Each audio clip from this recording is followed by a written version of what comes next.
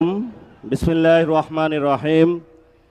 জুলাই গণ অভ্যুত্থানের দ্বিতীয় বার্ষিকী উপলক্ষে আজকের এই ঐতিহাসিক মহাসমাবেশে সম্মানিত সভাপতি, প্রধান অতিথি, ইকামতে দ্বীনের ভাইয়েরা, আজকে আমরা সবাই এখানে একসাথ হয়েছি জনতার কাতারে।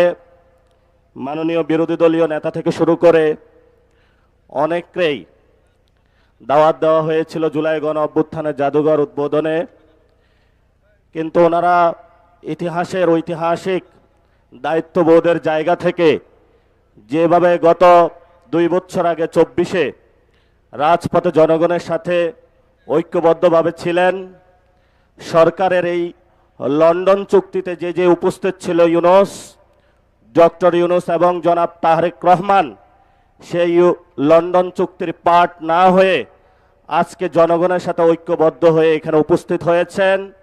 এই জন্য আপনাকে ধন্যবাদ জানাচ্ছি। সাথে সাথে আপনি একটি ঐতিহাসিক সিদ্ধান্ত নিয়েছিলেন। সংসদে যখন বলা হয়েছিল বাংলাদেশে একটি সংস্কারের যাত্রা আমরা শুরু করব, কিন্তু সংসদে যখন একটা সংশোধন কমিটি হয়েছে, সেই কমিটিতে যোগের নব্য রাশেদ ইনু মেনন যারা আছে তারা অংশগ্রহণ করেছিল, কিন্তু আপনি জাতির ঐতিহাসিক দায়িত্ববোধের জায়গা থেকে বিরোধী দল সেখানে অংশগ্রহণ করে নাই। এজন্য আমরা জনতার পক্ষ থেকে আপনাকে ধন্যবাদ জানাচ্ছি।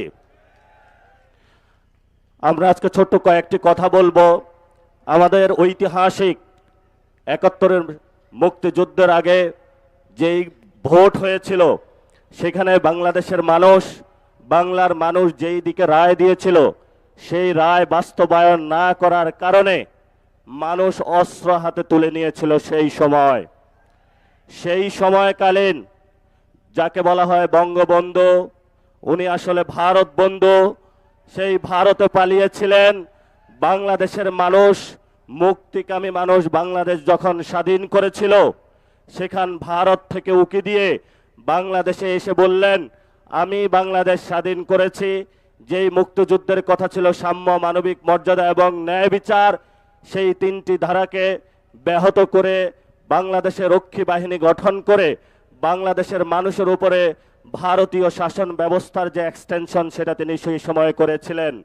তেমনি 24-এর গণ অভ্যুত্থানে যখন মানুষ হাসিনার ফেসিবাদিতে নির্যাতিত, নিপীড়িত ছিল, আজাদির স্লোগান উচ্চারিত হচ্ছিল, সেই সময়কালীন বাংলাদেশের সকল